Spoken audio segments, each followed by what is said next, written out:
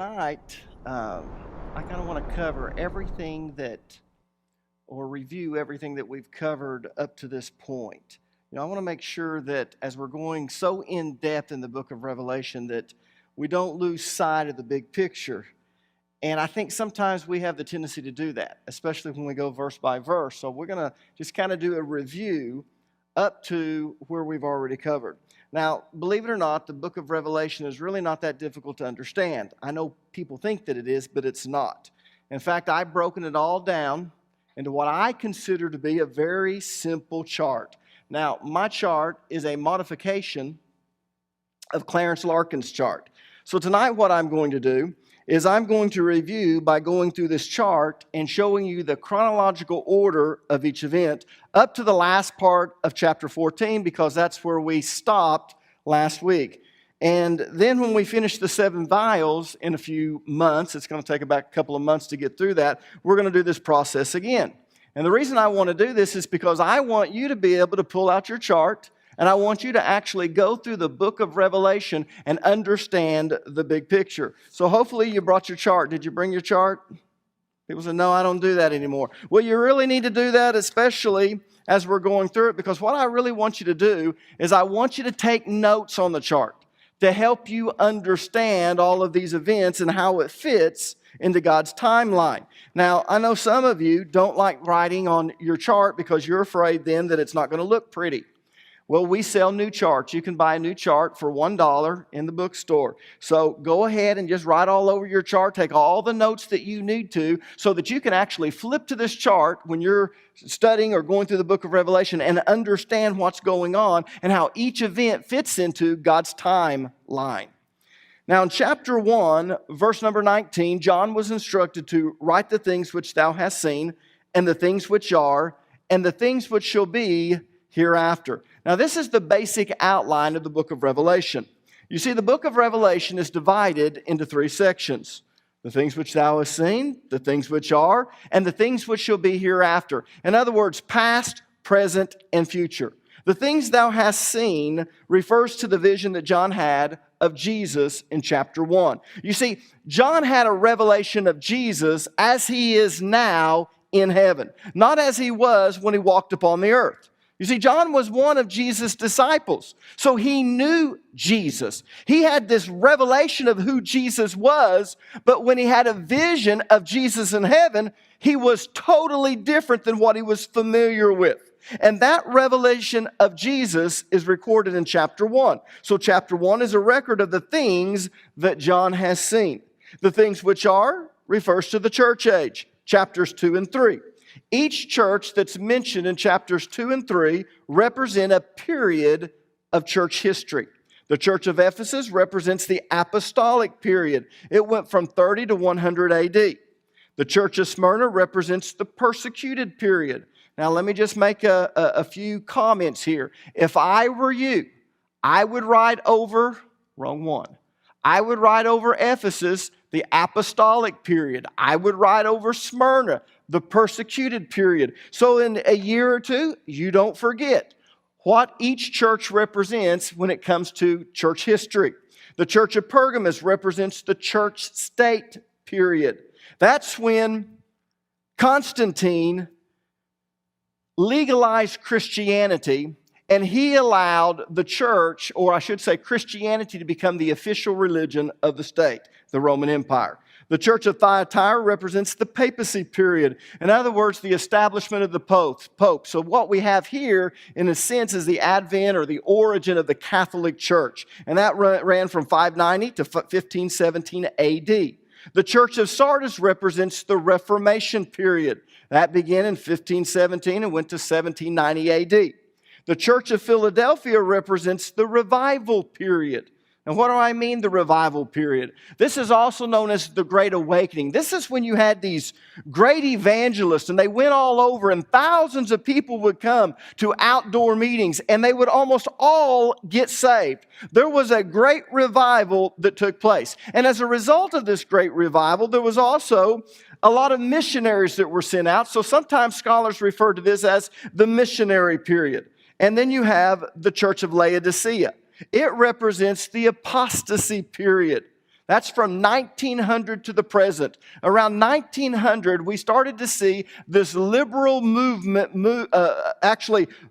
go through the church. In fact, if you go to the majority of the seminaries today, they are liberal seminaries. They don't believe that Jesus was truly resurrected. They believe in what is called neo-orthodox theology, where Jesus is resurrected in your heart. They don't believe in the miraculous things that took place. In fact, what they try to do is they try to explain all of these miracles from a scientific perception or viewpoint. And that's what we have today. Now, whenever a new church period began, it doesn't mean that the churches from the previous period ceased to exist. Let me give you a couple of examples to illustrate what I'm talking about. The Catholic Church still exists today, but in 1517, the Reformation period began, and Protestant churches came into being. In fact, the word Protestant actually comes from the word protest. These were people who were protesting the practices of the Catholic Church. And the reason it's called the Reformation movement is because they originally wanted to reform the Catholic Church. They did not want to separate. But when the Catholic Church refused to reform, then they actually left the church. They protested and they went out and they began Protestant denominations. Now, these Protestant churches are in existence today. But that doesn't mean that the Catholic Church has ever ceased to exist. And that's my point. Even though the Reformation period was a new period in church history, it doesn't mean that churches from the previous period or periods ceased to exist. Let me give you another example. In 313 AD, Constantine legalized Christianity, as I said, and it became the official religion of the state. And as a result, the persecutions of Christians, it actually ceased in the Roman Empire. But that doesn't mean that Christian churches or Christian people aren't being martyred today, aren't being persecuted. You can go to many nations in the world today, and the church is being persecuted. So as I said, whenever a new church period begins, it doesn't mean that churches from the previous period or periods cease to exist. Does that make sense? Good. So which period are we in now? We're in the last period, the Laodicean period. Now let me ask you this. Is there going to be another church period before Jesus Christ returns? No. The last period is now. We are the last period before Jesus Christ returns. That should tell you how close it is. Now, the things which shall be hereafter. See the titles I have at the top, the things thou hast seen, the things which are, and the things which shall be hereafter. That refers to the future events that are going to occur when the church age ends. And when does the church age end? When the rapture occurs. In chapter 4, verses 1 and 2, John was raptured. In other words, he was taken to heaven. And his rapture represents the rapture of the church. So chapter 4 is a vision of heaven with the church around God's throne. Now, chapter 5 gets the ball rolling. Jesus takes the scroll that's sealed with 7 seals from God's right hand. The scroll is the title deed to earth. And in chapter 6, Jesus begins to open the seals one by one. When the first seal is opened, a rider on a white horse appears. This is the Antichrist. He's riding a white horse because when he first comes on the scene, he negotiates a 7-year peace treaty with Israel. White represents peace. So if I were you, right above the white horseman, I would actually say, this is the Antichrist. He's going to negotiate a 7-year peace treaty. When the second seal is opened, a rider on the red horse appears. This rider ushers in World War III. Ezekiel's chapter 38 and 39 detail the events of this war. In fact, it's kind of interesting, but a lot of people actually try to make the battle that's described in Ezekiel 38 and 39 to be the battle of Armageddon, but it can't be. Because basically it says that Israel is dwelling safely in its land. Well, when is that going to occur? That's going to occur shortly after the 7-year peace treaty. The Israelites are going to take such stock in what the Antichrist does when he first comes on the scene that they're going to let their guard down. And that's when this battle is going to occur. When the third seal is opened, a rider on a black horse appears. This rider brings famine upon the world. Now, famine is an after effect of World War III. When the fourth seal is broken, the last horseman is unleashed upon the world. This pale rider brings death with him, and a quarter of the earth's population dies. Now, if you do some quick figuring, you'll come up with about 1.4 billion people. That's how many people are going to die, and you're just in the first few months, maybe the first year of the tribulation. These four horsemen bring deceit, destruction, and devastation upon the world. You might say that the four horsemen of the apocalypse actually kick off the tribulation. They get it all started. In fact, when you see the first horseman come upon the scene, the tribulation has begun. And by the time the fourth horseman comes on the scene, the tribulation is in full swing. Nothing can stop it now. It's already been set in motion. And let me just go a little bit further and say, nothing can stop it anyway. God said this is the way it's going to be, and this is the way it's going to be. Now, when the fifth seal is opened, you see some of the first martyrs in heaven. You don't see a lot, you just see a few. We're going to see that escalate as we come to the middle of the tribulation, and then it's going to hit its peak right after the middle of the tribulation, after that second half begins. Now, when the sixth seal is opened, a polar axis shift occurs. In fact, this is kind of interesting, and you really don't understand it unless you actually translate it from the original Greek. John describes it in this manner. He says that the heavens split like a scroll. And what he's describing is a split scroll, not one that's just one, but it's actually two. And then he says this, and the heavens rolled. Now let me explain. In fact, let me just turn this around, if you don't mind, to look like this. This is a split scroll, and he says this is what the heavens look like, except it was rolled out. And then it says that the heavens rolled. Now, when you take a scroll like this and roll it, what you do is you roll one side out, you roll the other side in. And if you go the other way, as you roll this out, you roll this side in. But what's interesting is, what's behind this, as it's rolled, is now revealed, and what's revealed is actually closed. And John says this is actually what the sky or the heavens does when the sixth seal is opened. Now, the only thing that could cause that to occur is a polar axis shift. And that's what occurs. Chapter 7 is an interlude. In other words, it interrupts the chronological flow of events in order to give you vital information that you need to know. You see, after the death of over 1.4 billion people in a short period of time, in about a 1.5 to a 2-year period, then you have this polar axis shift. Everyone thinks that it's the end of the world, but it's not. In fact, we're not even to the midpoint of the tribulation. We're not even close to getting there yet. So the question is asked at the end of chapter 6, the great day of his wrath has come, and who shall be able to stand? In other words, if this is the wrath of God, and it's going to get worse before it's over, who can survive it? And people, that's a pretty good question. So the natural flow of events is actually interrupted in order to answer that particular question. And that's what chapter 7 is all about. In the first 8 verses of chapter 7, we find out that shortly after the rapture, 144,000 Jews will realize that Jesus was the Messiah, and they will receive him as their Savior and Lord. So when you get to chapter 7, it says 144,000 sealed. If I were you, I'd make a little note there. Right after the rapture occurs, that's when these 144,000 are going to recognize that Jesus was the Messiah, and they're going to become lean, mean preaching machines. Now, because they missed the rapture, they're going to have to go through the tribulation, which is a time when God's wrath is going to be poured out upon the earth. So the 144,000 are going to be sealed on their foreheads with God's name in order to protect them from the wrath of God. Now, let me give an example of that. A little further on in the judgments, in the trumpet judgments, we're going to see demonic locusts loosed or released from the abyss.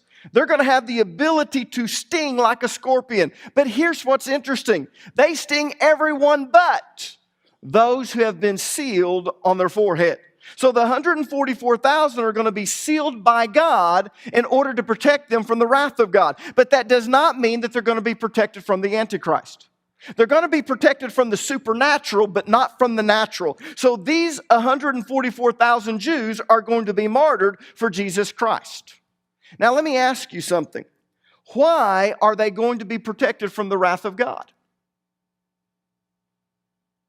The reason they're going to be protected from the wrath of God is because of Jesus. If you remember when Jesus was in the Garden of Gethsemane, Jesus said this prayer to God. He said, if it be possible, let this cup pass from me. That word cup refers to the wrath of God. If you remember last week when we were studying the wrath of God, what did he liken it to? He likened it to a cup of wine. And he said, I'm going to make the wicked drink it. And what was that cup of wine? That was his wrath. Now, what Jesus was praying in the Garden of Gethsemane, when he said, if it be possible, let this cup pass from me, he was saying, God, if it be possible, let your wrath pass from me. I don't want to have to endure it. I don't want to have to go to the cross. I don't want to have to die on the cross. I don't want to have to go to hell. If there's any other way, God, then let that happen. But there was no other way. So Jesus said, nevertheless, not my will, but yours. And so what Jesus did is he suffered the wrath of God. And because he suffered the wrath of God for us, we don't have to. That's why the church is going to be raptured before the wrath of God occurs. But those who get saved after the rapture, they missed it. And because they missed it, they're going to have to go through the tribulation. So these 144,000 are going to be sealed because they believe in Jesus. And the interesting thing is, it says that when these demonic locusts come out, they will sting everyone except those who have the seal, the mark of God on their forehead. Now, it doesn't say except the 144,000. Why? Because I believe that those who become saved during the tribulation are going to be sealed like the 144,000. He just brings up the 144,000 because they are an elite group of men who are going to preach the gospel all over the world. Now, when the seventh seal is opened, the seven trumpet judgments begin. And it's kind of an interesting thing because it's this 30-minute of silence, and we kind of went through that, and we saw that the angel actually took the golden censer. He went to the altar, and he took the coals and the fire from it, and he flung it to the earth. And why did he do that? Because that symbolized that now God's wrath is going to be poured out upon the earth. So when the first trumpet is blown, hell and fire mingled with blood hits the earth, and a third of the earth is burned up. A third of the trees are destroyed, and all of the grass is burned. So if I were you on your chart, when it comes and it talks about the first trumpet, I would write down a third of the trees are destroyed, and all of the grass is burned up. When the second trumpet is blown, a volcano erupts, and the top of the volcano is thrown into the sea. The Bible describes it as a burning mountain cast into the sea. And as a result of that, a third of the oceans turn to blood. And a third of the creatures, or the sea creatures, I should say, die. And a third of the ships sink. Now, this is a natural disaster such as the world has never seen before. When the third trumpet is blown, a huge asteroid actually hits the earth. And it contaminates a third of the rivers and a third of the springs. So a third of all the fresh water is contaminated. Now, if I were you and you missed the rapture, I would actually buy puts on these companies that own these type of things. Or I would buy calls or do whatever in your stock, and you can become a millionaire. You're going to have to suffer. Go ahead and make some money. That'll help you a little bit. But then we're going to find out you're not going to be able to spend it anyway. So you might have some insight on what's going to happen, but it's not going to matter.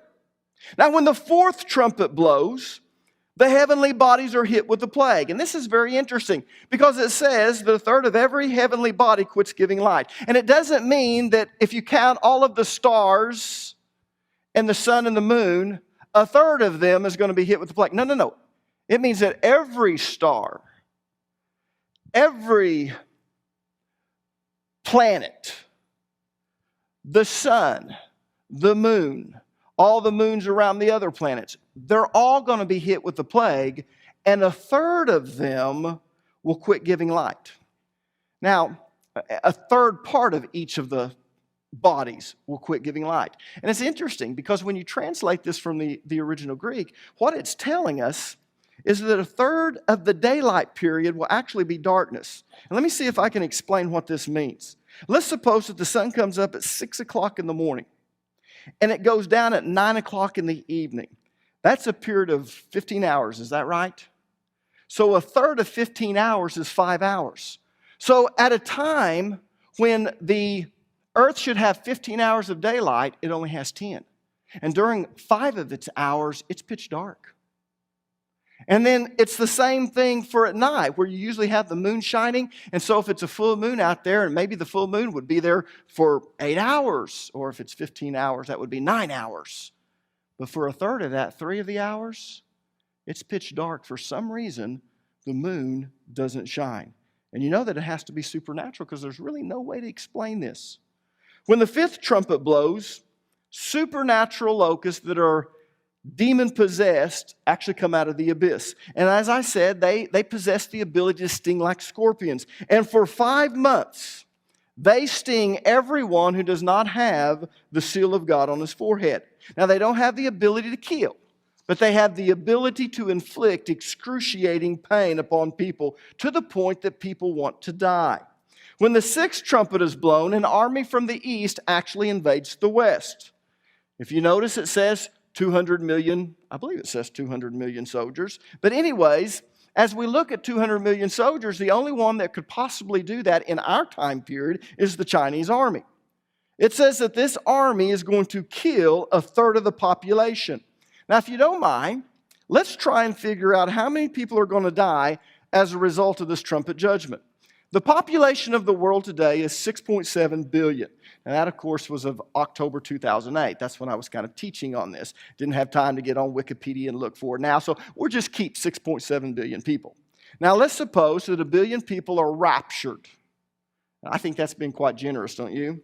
That would leave 5.7 billion people on the world, or I should say on the earth, in order to face the tribulation. Now, if you remember, a fourth of the population is going to die during the first 4 seals of the tribulation. That means that 1.4 billion people are going to die. That leaves the world with a population of 4.3 billion. And of course, let's be honest, more people are going to be killed during the first 4 trumpet judgments. I mean, think about that. When that asteroid hits the earth and it contaminates a third of the fresh water, we talked about this. You're danged if you do and you're danged if you don't. If you don't drink the water, you're going to die. If you drink the water, you're going to die. It's just going to take longer to die because it's contaminated. It's poisoned. So we're going to see a lot of people die over that. When the volcano erupts and the burning mountain goes in the sea and it turns it red and a third of the sea creatures die. It also says a third of the ships sink.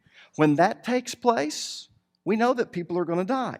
But let's not take any of that into consideration. Let's just say that the world now has a population of 4.3 billion. All right?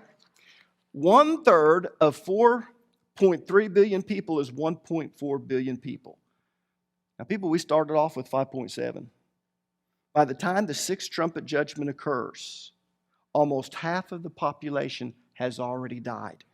2.8 billion people. And we're not quite halfway through the tribulation. We're not even at the middle yet. We're almost there. Now, between the 6th and the 7th trumpet, we have another interlude. This is more parenthetical information. If you remember, and this is kind of an interesting chapter, in chapter 10, an archangel who's acting as a proxy for Jesus serves a judgment summons. In other words, Jesus is going to begin the eviction process of Satan and his followers. So this angel actually comes to the earth and he places 1 foot on the earth and 1 foot on the ocean. And then he raises his right hand and he actually takes an oath, just like we do in a court of law. And he swears by God that time is up. In other words, it is time to start the eviction process so Jesus can take possession of the earth. It's time for the kingdoms of this world to now become the kingdom of our God and of our Lord. Now, let me see if I can break this down and make it very simple. The first half of the tribulation is actually where Jesus takes the title deed to earth and he begins to open up the seals. And remember, the seventh seal starts the seven judgments, or seven trumpet judgments. So basically, this is just where Jesus takes his intention. He takes the title deed to earth and he says, I am going to do it. But the second half of the tribulation is the literal eviction process.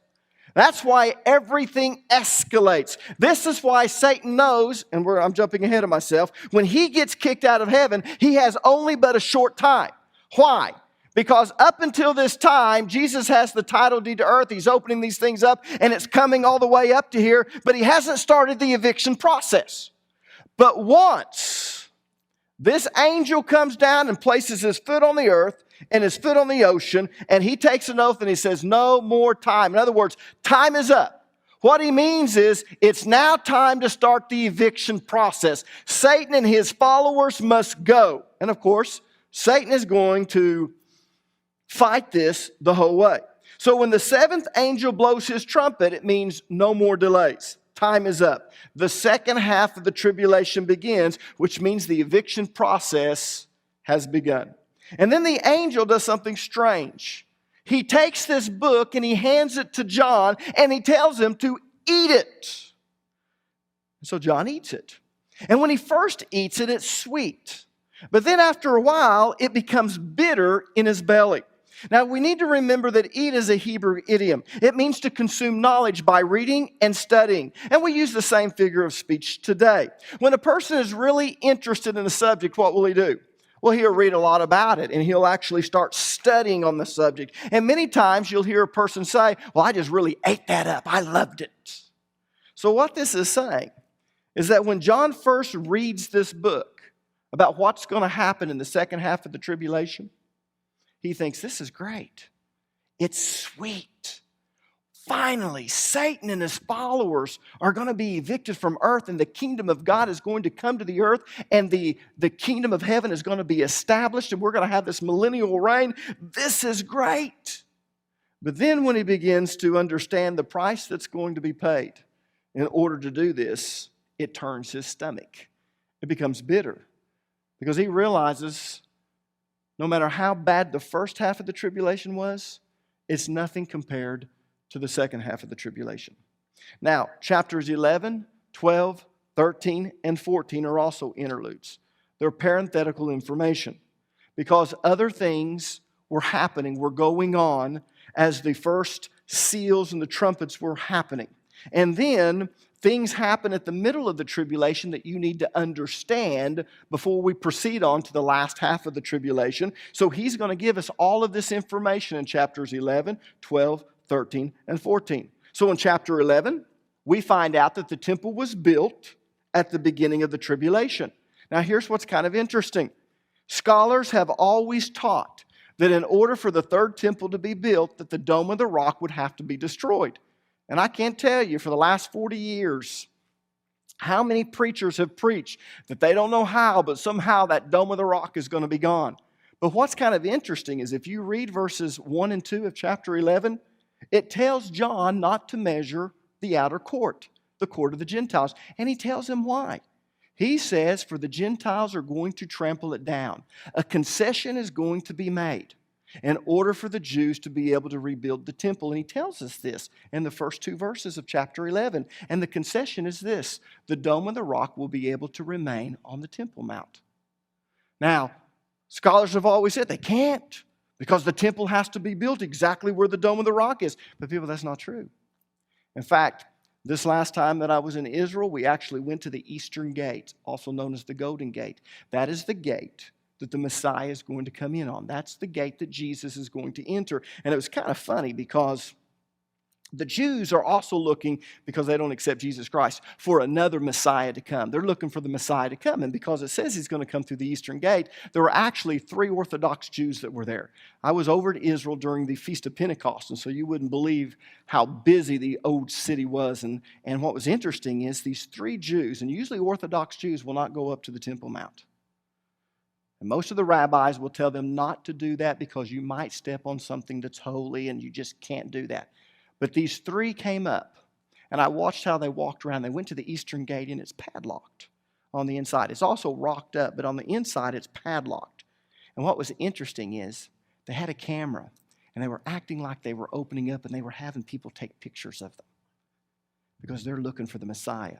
But the interesting thing is, we know that the temple actually was built perpendicular to the eastern gate. But they thought that when the Turks came in and rebuilt the outer wall that they moved the gate over. But archaeologists are beginning to believe that that didn't happen because they've been able to go underneath and they found out that the foundation for the eastern gate is exactly where the eastern gate is now. And if you go to the eastern gate and you look perpendicular, there is plenty of room to build the third temple. And I believe that's what's going to happen. But we do know from chapter 11, verses 1 and 2, a temple is going to be built. We're also told that God is going to send two prophets at the beginning of the tribulation. He calls them the two witnesses. They will prophesy for 1,260 days in Jerusalem.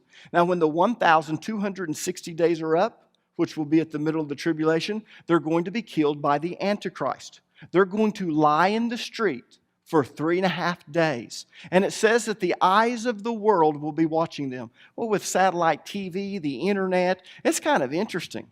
Things were coming out of Iran that people couldn't believe, out of Twitter, YouTube, cell phones. The world's going to be able to see these two witnesses as they lie on the streets. But at the end of the 3.5 days, they're going to come back to life, and they're going to be taken up to heaven in view of everyone. The two prophets are none other than Moses and Elijah. Moses represents the law. Elijah represents the prophet. Now here's what's interesting. God refers to them as witnesses. So the law and the prophets will bear witness that Jesus was and is the Messiah. And if you remember when I was teaching on this, I told you what they're going to do. They're going to go to the third temple. I guarantee you, every time the priest gets ready to make a sacrifice, they're going to be yelling in a loud voice what that represents and how Jesus Christ is symbolized in that sacrifice and offering, and that they need to receive Jesus Christ as their Lord and Savior. And no one's able to kill these two witnesses for 3.5 years. But then they're going to die, and they're going to be taken to heaven after they're resurrected. And we're now at the middle of the tribulation. Have you taken notes? Well, get the DVD, stop it, take your notes on your chart, get it going, stop it again, write it down. I want you to be able to go through the book of Revelation and see the big picture. So now we're at the middle of the tribulation. The seventh trumpet blows. At that point, Daniel tells us that the Antichrist is going to enter into the temple. That is known as the abomination of desolation. When the Jews in Judea see the Antichrist going into the temple and he demands to be worshiped, they are going to flee to the wilderness. The place they're going to flee to, that I believe, is Petra. Petra is not mentioned in the Bible. But if you look at where it's located and the way that it's built, when it says that they flee into the wilderness, this is the only place that they would be protected. And so they're actually, all of the Jews in Judea are going to flee to the wilderness. Now in chapter 12, we're told that a battle takes place in heaven. This is a battle between Michael and his angels and Satan and his angels. And of course, we know the outcome. Satan loses the battle and he's expelled from heaven. And as a result of being expelled from heaven, he knows that his time is short. And so now he's angry. And who does he want to take his wrath out upon? He wants to take his wrath out upon the woman. Why? Because the woman represents Israel. And she's the one who brought forth Jesus.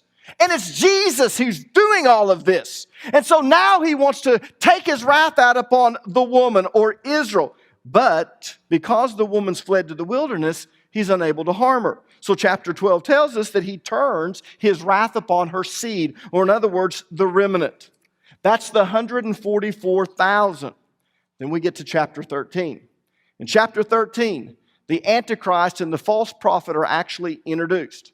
Now you need to understand that the Antichrist first came on the scene at the very beginning of the tribulation. Remember, I told you when the white horseman, or I should say the rider on the white horse, appears, that's the Antichrist. But you also need to understand that the Antichrist does not receive his full power or authority until the middle of the tribulation. See, when he first comes on the scene, there's going to be a group that recognizes him as this great statesman, and he's going to rise to an elevated position, but he does not receive all of his power and authority until the middle of the tribulation. That's why Satan goes and he stands at the sea and he pulls this system up. It's called the beast. It's the Antichrist system. And he pulls this up from the nations. And all of this is given to the Antichrist. Does that make sense? Now, I told you that I personally believe that the Antichrist is going to be what the Islamic believers term as al-Mahdi. That's who they're looking for. When the Antichrist comes on the scene, he's going to fulfill everything that Muslims are looking for in their Messiah. And that's also when, at the middle of the tribulation, the false prophet comes on the scene. His job is to get people to take the mark of the beast and to worship an image that he sets up of the beast. And anyone who does not take the mark of the beast, number one, they can't buy or sell. Now, if you can't buy or sell, why would you work? You won't be able to work. You'll be out of a job. You won't be able to buy anything. You won't be able to sell anything. And this is a way that they're able to put pressure. And this system, the beast system, is known also as Babylon. And that's why he's so upset. God is upset, as we saw in chapter 14, with Babylon, because it coerced people by putting them out of a job, by not allowing them to buy or sell. You have to take the mark. And when you take the mark, you need to also worship the image of the beast. If you don't, you're going to be put to death. And that brings us to chapter 14. Now, in verses 1 through 5, in chapter 14, we saw the 144,000 in heaven singing a new song. Now, why do we see them in heaven? Because they've been martyred. See, we're at the middle of the tribulation. The mark of the beast is here. Now you have to worship the image of the beast.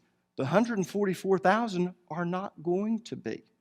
In fact, it's kind of interesting. We call it the Shema, but it's the Israelites or the Jews, actually pronounced the Shema. They are always quoting, "The Lord our God, our Lord is one God." And what's kind of interesting about this, as they continue on, they get to a part where they say, "We will love him," or "We are to love him with all our heart, soul, and strength," right? But what's kind of interesting is, during this time of persecution, they're going to do what Jews have done in the past. When they would get to this part and they were going to be persecuted and martyred, they would say, "With all our heart, our strength," and then they would say, "our soul, even when we give our soul." And that's what they would say right before they die. We're going to see that take place with the 144,000. They're going to be martyred. And the reason they did, of course, as what I've already explained. Now, after the vision of the 144,000 in heaven, John sees three angels that are flying across the sky, one after another. And they're all making dramatic and climactic announcements. Each announcement is a proleptic statement. Now, remember what proleptic means. Proleptic means to acknowledge a future event as if it's already happened. So, in a sense, a proleptic statement is a preview of what's to come. So verses 6 through 20 are a preview of what's to come in the next few chapters. And I gave you examples, and we need to see those again.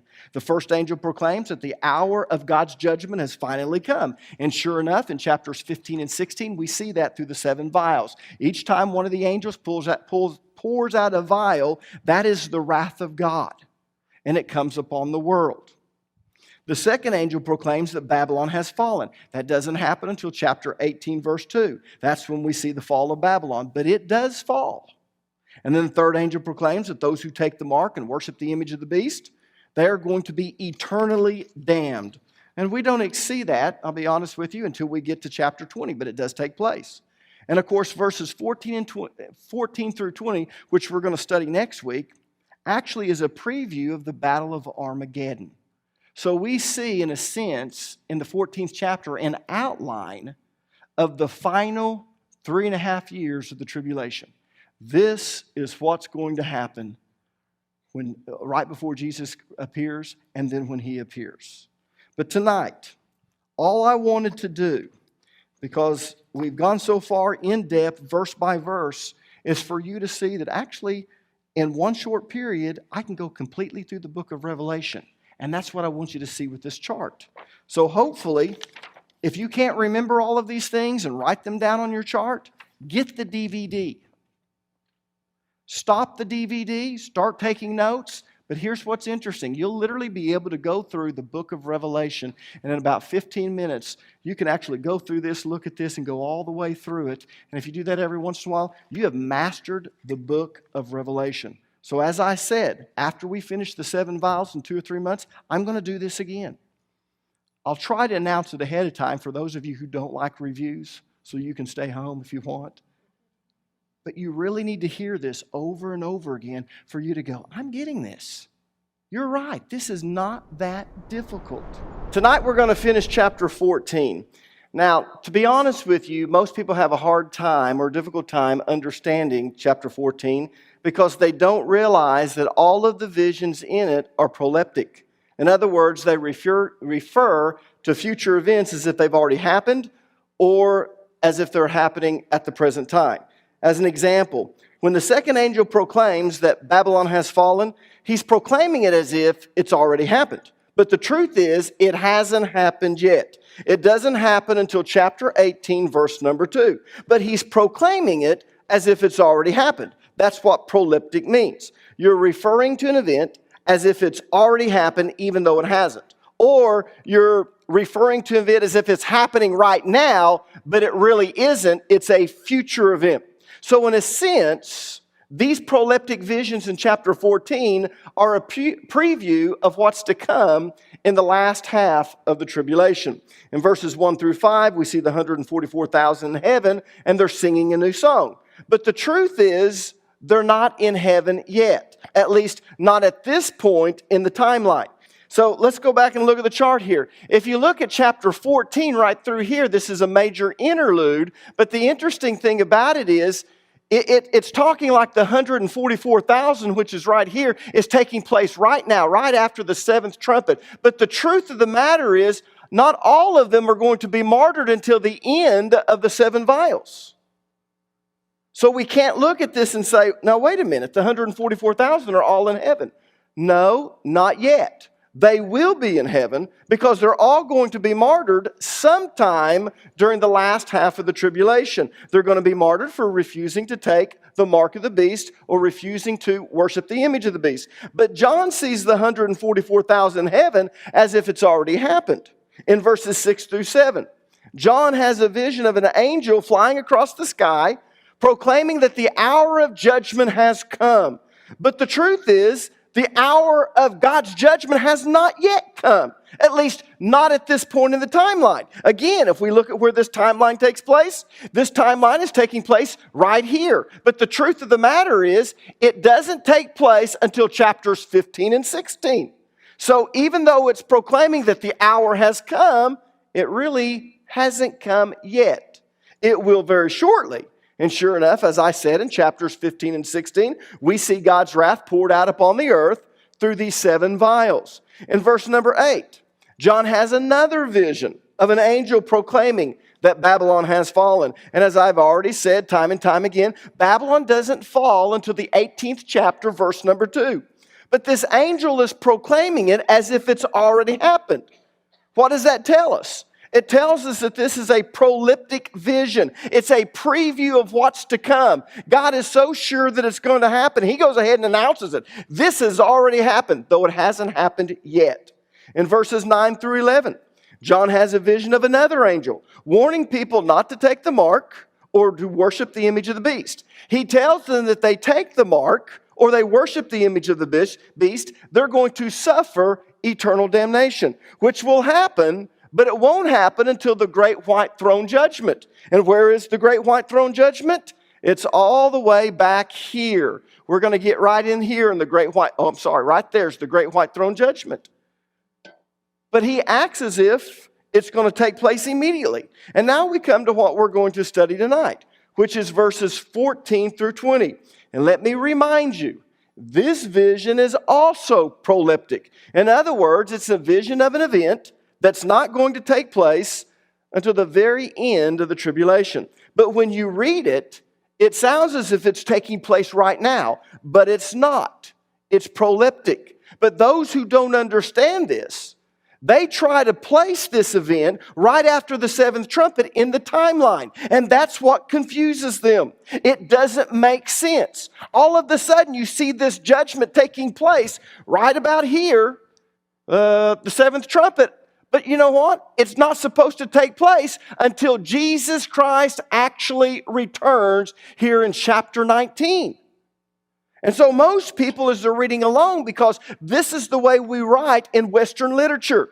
We write everything in chronological order. We don't skip around. We don't read the end of the book unless we're just curious or nosy that, we're afraid that this book isn't going to end right. So what do? We go to the end of the book and we read that little bit there just to assure us, okay, this book's going to end right. I'll keep on reading it. And we go back to where we were, right? Well, it's different in these visions that John is having. Before the actual events begin to take place in the last half of the tribulation, John has these series of visions, and they're proleptic. They don't fit at this place in the timeline. They are future events. It's kind of like, as I've said, a preview of what's going to take place. And if you don't understand that, chapter 14 doesn't make sense to you. So turn to chapter 14 and let's read verses 14 through 20. And I looked, and behold, a white cloud. And upon the cloud one sat like unto the Son of Man, having on his head a golden crown, and in his hand a sharp sickle. And another angel came out of the temple, crying with a loud voice to him that sat on the cloud, Thrust in thy sickle and reap, for the time is come for thee to reap, for the harvest of the earth is ripe. And he that sat on the cloud thrust in his sickle on the earth, and the earth was reaped. And another angel came out of the temple which is in heaven, he also having a sharp sickle. And another angel came out from the altar which had power over fire. And he cried with a loud cry to him that had the sharp sickle, saying, Thrust in thy sharp sickle, and gather the clusters of the vine of the earth, for her grapes are fully ripe. And the angel thrust in his sickle into the earth, and gathered the vine of the earth, and cast it in the great winepress of the wrath of God. And the winepress was trodden without the city, and blood came out of the winepress, even unto the horse's bridle, by the space of 1,600 furlongs. So let me ask you a question. What event is this vision referring to? I think I've already mentioned it earlier. What's it referring to? It's referring to the second coming of Jesus Christ and the battle of Armageddon. So this vision is a preview of what's going to take place when Jesus returns at the end of the tribulation. And I'm kind of glad that God gave John these series of proleptic visions. And the reason I'm glad he did that is because you could almost be overwhelmed as we get to the middle of the tribulation and we start seeing the wrath of God poured out in these vials, and we see all these horrible things happening. If we didn't know what was going to take place at the end, we might just become dismayed, give up, not finish the book. But the good thing is, God gives John these series of proleptic visions to tell us what's going to happen in the end. So these verses 14 through 20, is referring to Jesus Christ returning and the battle of Armageddon. Now, when Christ returns, there's going to be a harvesting of the earth.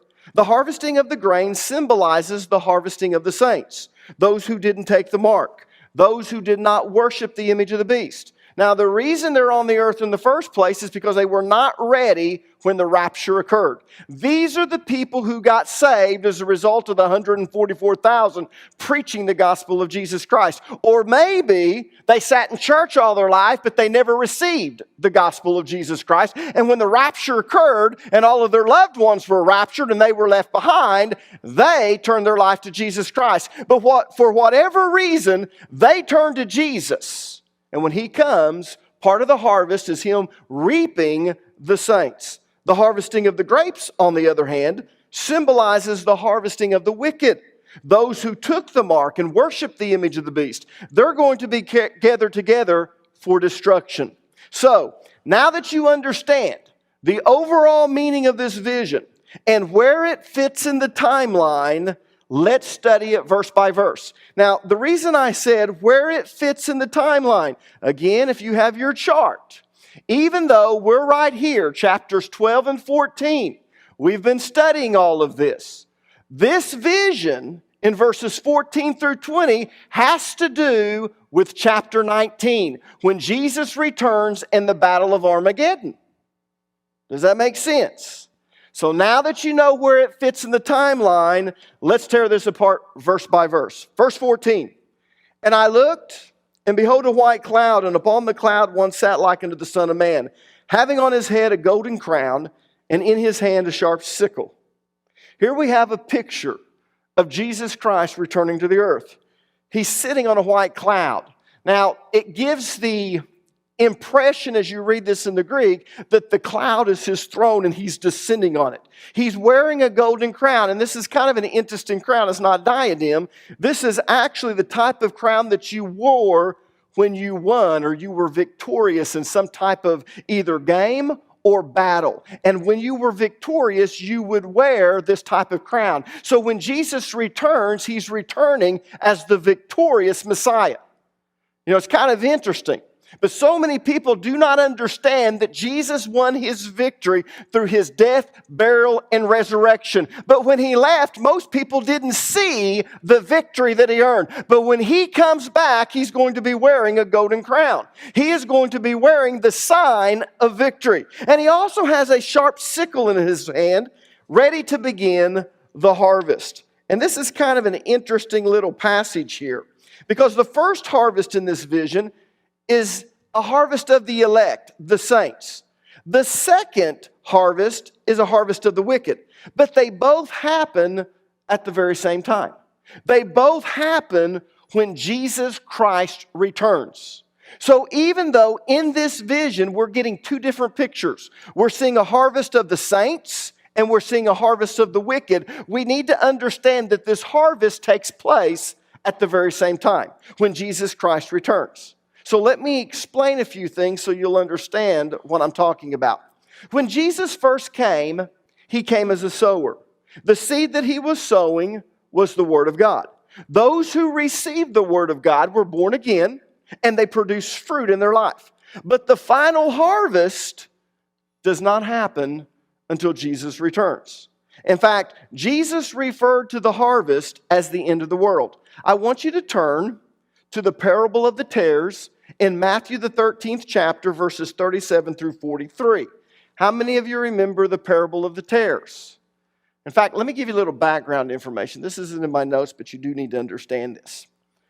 When Jesus came, one of the reasons that the Jews did not receive him is because the vision they had of a Messiah was overthrowing Rome's rule, setting up the Davidic kingdom immediately and judging the world. And so that's what they were actually looking for. That's why the cross was a stumbling block. They didn't understand the victory would be attained in that manner. Did the Old Testament prophesy that Jesus would have to die? That he would be buried and he would be resurrected? Of course. You just have to read Isaiah 53 to see that. But they got so caught up on the judgment part of it, and when he comes, the Davidic kingdom is going to be set up, that they didn't understand that there would be a period of time between his, let me just go back a little bit. I don't even want to say period of time. I want to say they didn't understand that Jesus would actually come twice. The Messiah would come twice. He would come the first time, and then there would be a period of time between his first coming and his second coming, and they didn't understand that.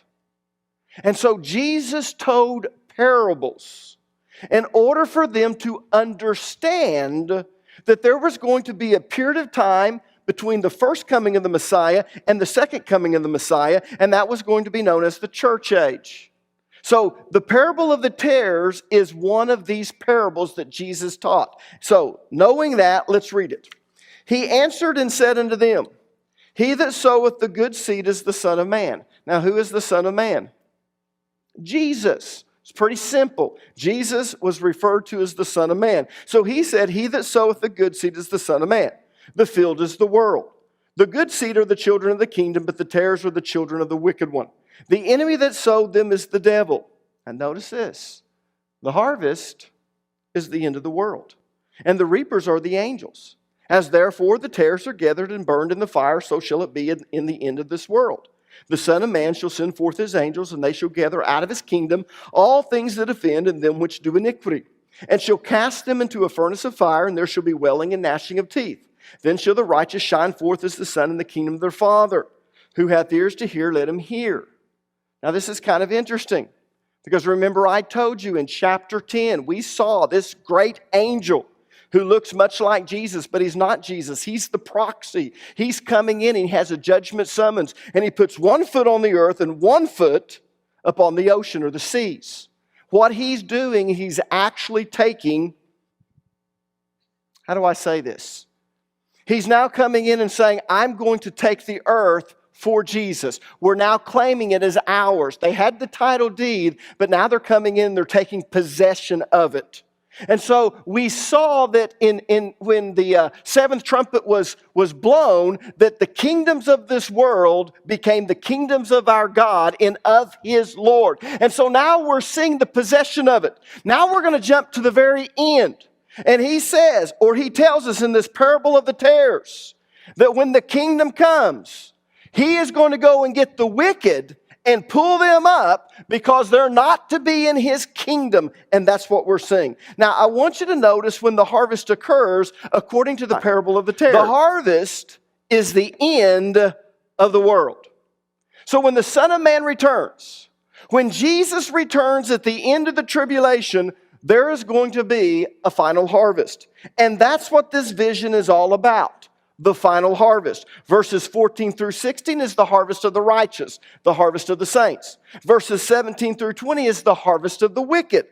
But they're both part of this final harvest, and they happen at the same time. They happen when Jesus Christ returns. But Jesus wants to make sure we don't mix them up, because what happens to the righteous is totally different than what happens to the wicked. So he keeps them separate in this vision. That's why in verses 14 through 16, we see the harvest of the righteous. And then in verses 17 through 20, we see the harvest of the wicked. But make no mistake about it, this great harvest happens at the same time. They happen simultaneously when Jesus returns. Verse 15. And another angel came out of the temple, crying with a loud voice to him that sat on the cloud, Thrust in thy sickle and reap, for the time is come for thee to reap. For the harvest of the earth is ripe. It's interesting that an angel has to tell the Son of Man that it's time for the final harvest. You would think that Jesus wouldn't have to have an angel to tell him that it's time. But if you remember, no one knows the day or the hour of the final harvest except God. Not even Jesus. Look at Mark chapter 13, verse number 32. However, no one knows the day or hour when these things will happen. Not even the angels in heaven or the Son himself. Only the Father knows. So this angel is not telling Jesus what to do. He's not commanding him. He's not ordering him to do anything. He's just God's messenger. He's coming out of the temple. God said, go tell my son that it's time to harvest. Because the only one who knows the day or the hour is God. Not even Jesus knows that. That's why that angel came out to tell him. It's time to reap, for the harvest of the earth is ripe. Now, if you remember, the 144,000 were referred to as first fruits in verse number 4. What are the first fruits? Well, if you remember, the first fruits were what the Israelites were supposed to bring, the best of their crops. You know, not all of the crops mature at the same time. You always have a portion of your crops that when they're starting to ripen, that will ripen before all the others. So the Israelites were supposed to take those as the first fruits and present them to God. So the 144,000 were the first fruits. They were considered to be the first fruits of the tribulation before the final harvest of the saints. Now, let me show you something interesting. I want you to underline the word ripe. It's translated from the Greek word kaseiraino, which literally means dried or dried up. Now, when it refers to grain, it means it's been ripe for a while. You've let it sit out there and it's ripe and you haven't harvested it when you should. It sat there for a while.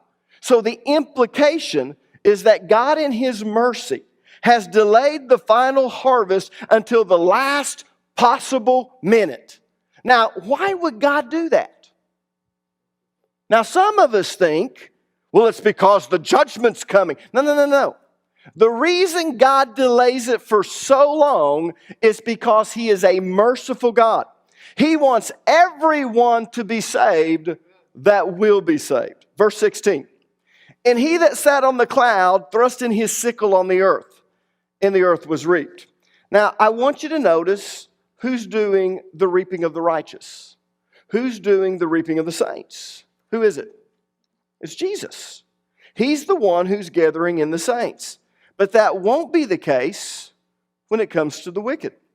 Verses 17 through 19 tells us that an angel is going to gather the wicked. And that coincides perfectly with the parable of the tares.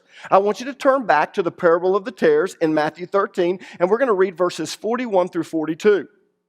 Jesus is telling this parable, and he says this, the Son of Man, and Jesus, of course, referred to himself as the Son of Man, so he's talking about himself. Jesus shall send forth his angels, and they, who is they referring to? His angels. They shall gather out of his kingdom all things that offend, and them which do iniquity, and shall cast them into a furnace of fire. There shall be wailing and gnashing of teeth. So, when Jesus comes, he's going to gather all of the saints to him, but he's also going to gather the wicked.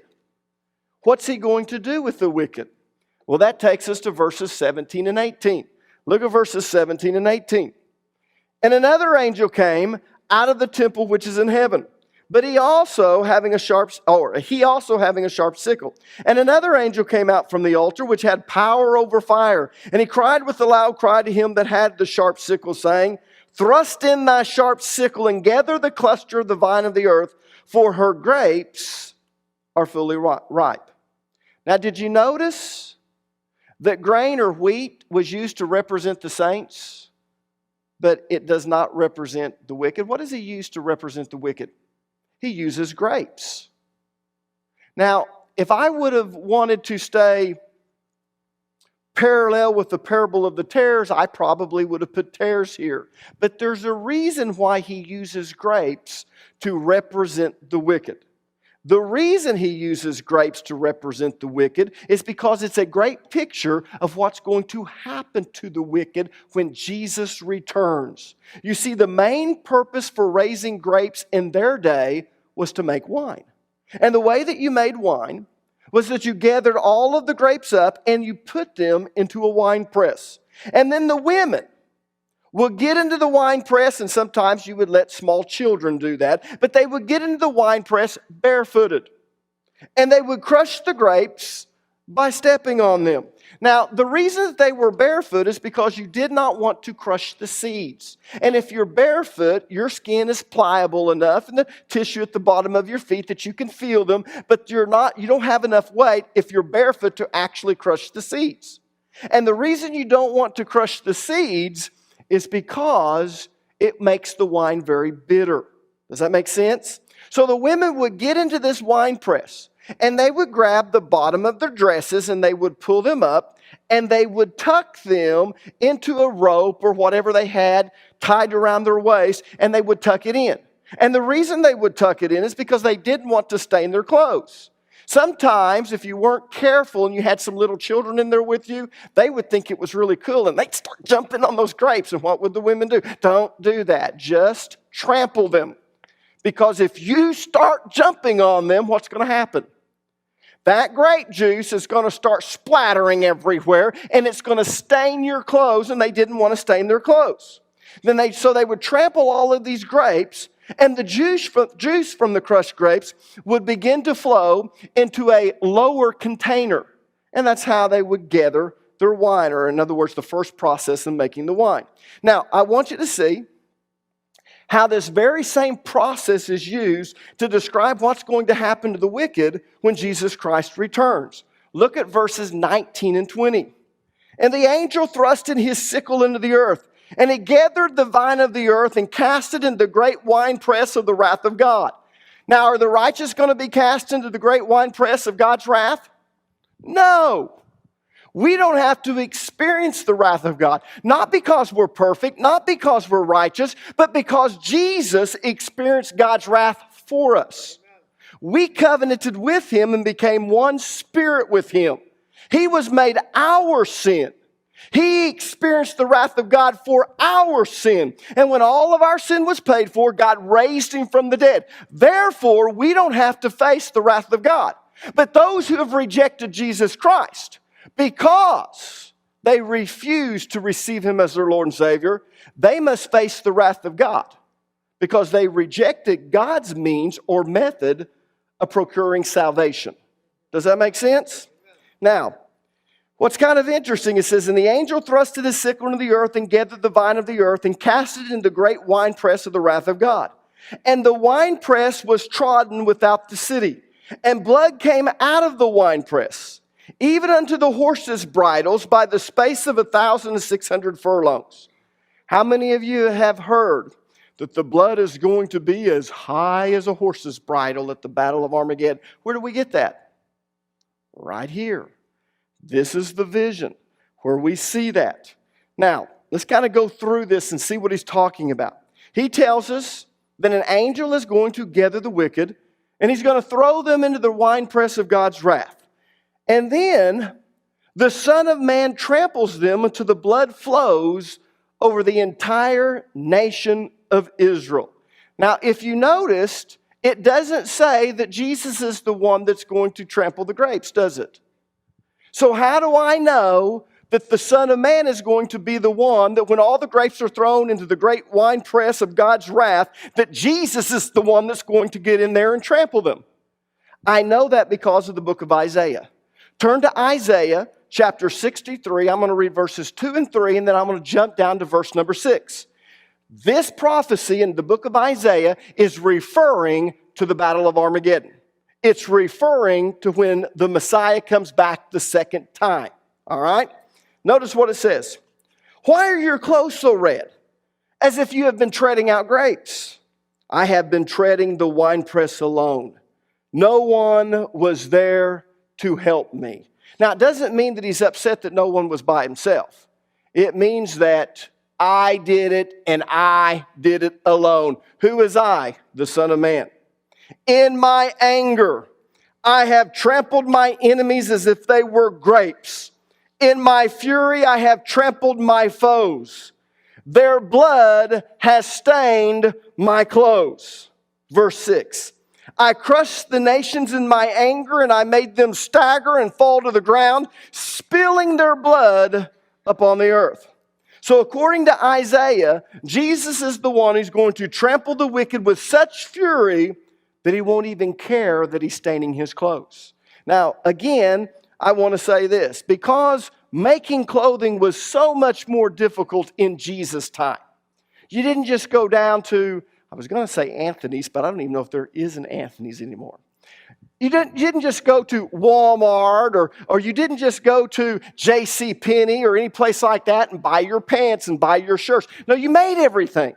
And you bartered and you got these things, but you didn't want to stain your clothing. So you would use old clothing, but even then, you didn't want to stain it. So women would take great care to pull that up to make sure that they didn't splatter it. But the picture that he's giving us here in the book of Isaiah is that Jesus is so furious that he jumps into this winepress of God's wrath.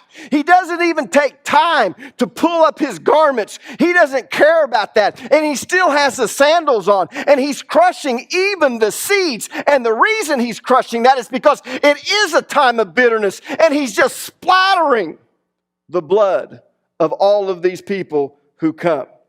And you know what's kind of interesting? It says that their blood is going to be splattered everywhere.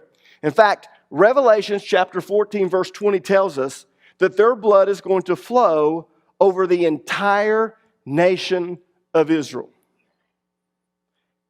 How many of you have the impression that the Battle of Armageddon is only going to take place in this small little valley? Anyone have that impression? I think the majority of us do. I think if you were honest, well, the Battle of Armageddon, that's why it's called. It's going to take place. Well, if you ever go to Israel with me, we'll go to a place called Megiddo. it's a tale. About 25 different cities have been built in this particular spot. And the reason it's been built in this particular spot is because it's right at the side of the Jezreel Valley. And this Jezreel Valley is this big, beautiful valley, very fertile. But this is one of the most strategic places to control Israel. And so as a result of that, everyone wants to have a city there. Well, because this valley, and it's very hilly country, because this valley is so big, all of these armies are going to begin to gather here. But I want you to understand, that is not the only place that the battle is going to be fought. It's only referred to as that because that's probably where the command post is going to be. That's where they're going to begin the assembly. I want you to turn back to verse number 20 in chapter 14. I'm going to read this verse and kind of tear it apart if you don't mind. And the winepress was trodden without the city. What city is it talking about? Jerusalem. We don't know how this is going to take place because we know that the woman fled to the wilderness, but sometime during that, I don't know if they're going to trickle back or there's going to be a few that stayed in Jerusalem, but it's kind of interesting.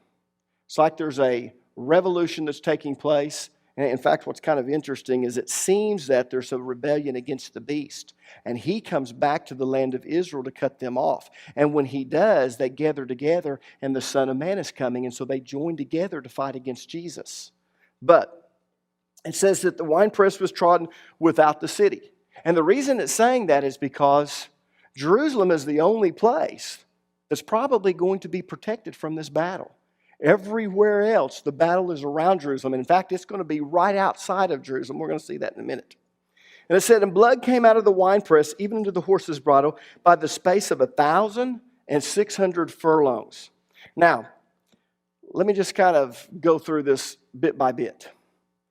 What this is saying is that the blood is going to be splattered as high as a horse's bridle. It doesn't mean that it will flow as high as a horse's bridle. It means it will be splattered that high. Now again, let's get the picture, because the picture that God was giving to John in this vision was that there is this wine press.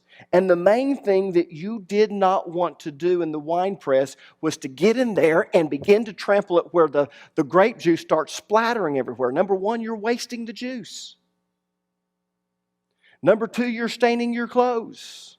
So you trampled it, but you took great care not to splatter. But the picture that Isaiah gives is that when Jesus comes back in his fury, he doesn't care where it goes. He doesn't care if it stains his clothes. He comes to do one thing. He comes to crush and trample his enemies. And so what this is telling us is that when he comes, the blood is going to be splattered as high as a horse's bridle, something that was unthought of in a wine press.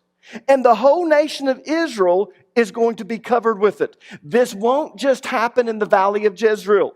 You need to understand, Megiddo was a city. We'll drive there if you go to Israel with me. We'll walk up on it. But you'll see that it's next to the valley of Jezreel. Some people refer to it as the valley of Armageddon, but it's not the valley of Armageddon. It's the valley of Jezreel. But it's such a strategic place that this is where it's all going to begin to happen. But the most interesting thing about it is, it's not just going to take place there. This battle is going to be fought all over Israel. Look back at verse 20. Blood came out of the winepress, even in the horse's bridle, by the space of 1,600 furlongs. That's 1,600 furlongs, which is about 184 miles. Now here's what's interesting. That's the approximate length of Israel from their northern border, the Syrian border, all the way to their southern border, which is the Egyptian border. So if you went and you looked at how long Israel is, it's 184 miles. In John's day, you would say it's 1,600 furlongs. So what this is telling us is that the Battle of Armageddon isn't confined to the valley of Jezreel, where the city of Megiddo is. Now, how many of you know that where we get the word Armageddon is Harma, which means mountain? And the city of Megiddo looks like it's built upon a hill, and it's called Armageddon, or the hill of Megiddo. But the reason it is because so many different cities have been built there. And what would take place is that when a city would be destroyed, and whoever conquered it would begin to build their city in that same place, they would build on top of the destroyed city. So after all of these years, from the beginning of mankind, this is a hill. And it's known as the hill of Megiddo, which in English is translated Armageddon. So this battle isn't just going to be fought there. It's going to start there. But it's going to be fought throughout Israel. And it's going to cover all of Israel. Turn to Zechariah chapter 14. I'm going to read verses 4 through 5. On that day, what day? The great day of the Lord, when the Messiah returns, when Jesus Christ comes back. His feet will stand on the Mount of Olives, east of Jerusalem. And the Mount of Olives will split apart, making a wide valley running from east to west. Half the mountain will move to the north, half towards the south. Boy, this is kind of amazing. If you go to the Mount of Olives, we'll actually go behind it. We'll look towards the Judean wilderness and we'll see where Jesus raised Lazarus, and you'll realize, man, he could have walked to Jerusalem in about an hour. It's just right there. But when he stands on the Mount of Olives, there's going to be a great earthquake. And that mountain is going to move to the north and the south, and it's all going to be leveled out right there at Jerusalem. And then it says, for it will reach across to Azal. Now, Azal is a place where we don't quite know exactly where it is, but it's close to Jerusalem. Yes, you will flee as you did from the earthquake in the days of King Uzziah of Judah. Then the Lord my God will come. And notice this, and all his holy ones with him. Who are his holy ones? Us. Us. We are going to come back with Jesus. We're going to rule with him. We're going to reign with him. But we're going to follow him back. Now, look at Joel chapter 3, verse number 2. I will gather the armies of the world into the valley of Jehoshaphat. How many of you know where the valley of Jehoshaphat is? Anyone? Jehoshaphat actually means judgment. And the valley of Jehoshaphat is the same valley that we normally refer to as the Kidron Valley.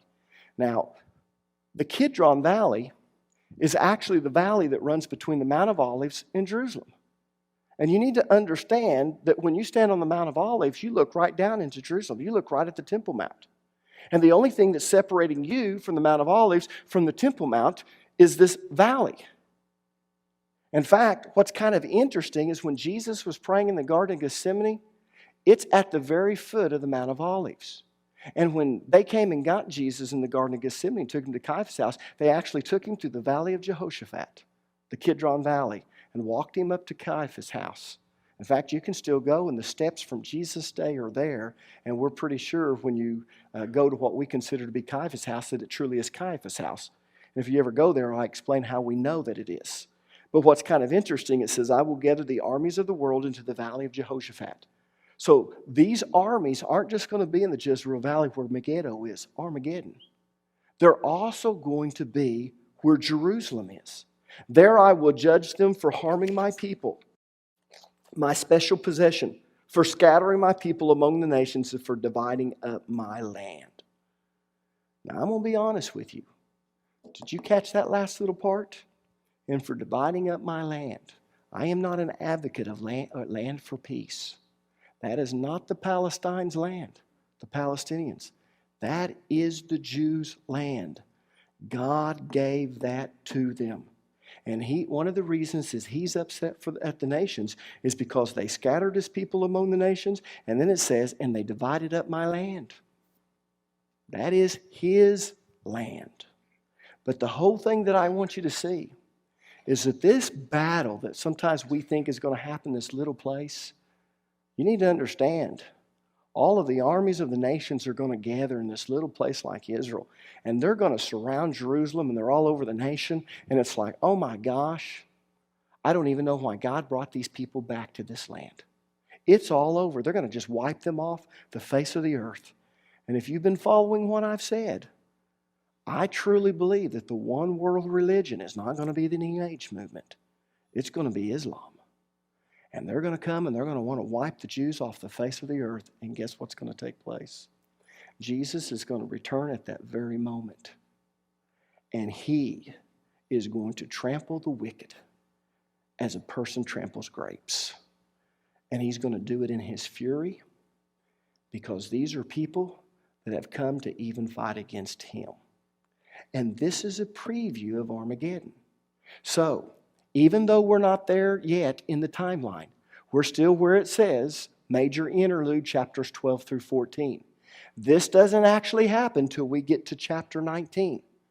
But this is a proleptic vision. Because we saw the beast in chapter 13, because we saw the Antichrist appear, because we saw his system, and we realized that if you didn't take the mark, you wouldn't be able to buy or sell, and because we saw that if you didn't worship the image of the beast, you were going to be murdered, before you get dismayed, God says, okay, I don't want to just get there. Let me just interject something here.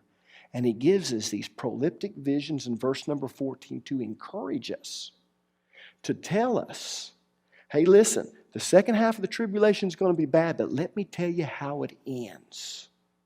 The wicked will be trampled when Jesus returns. And so now all of a sudden, we're kind of like the person, and I'm guilty of this. I'm reading along in a book, and I think, boy, if this doesn't end good, I'm going to really be irritated. So I go to the last couple of pages and I read it to make sure, okay, it ends good. Now some of you go, I never do that because it ruins the book. Well, I see enough bad in my life. I always like things to end good. So then I go back and I start reading again. That's what God is doing. He wants you to know that it is going to end good. And so now when we get into chapters 15, 16, 17, 18, 19, it's like, oh my gosh. But in the back of your mind should be, it ends good.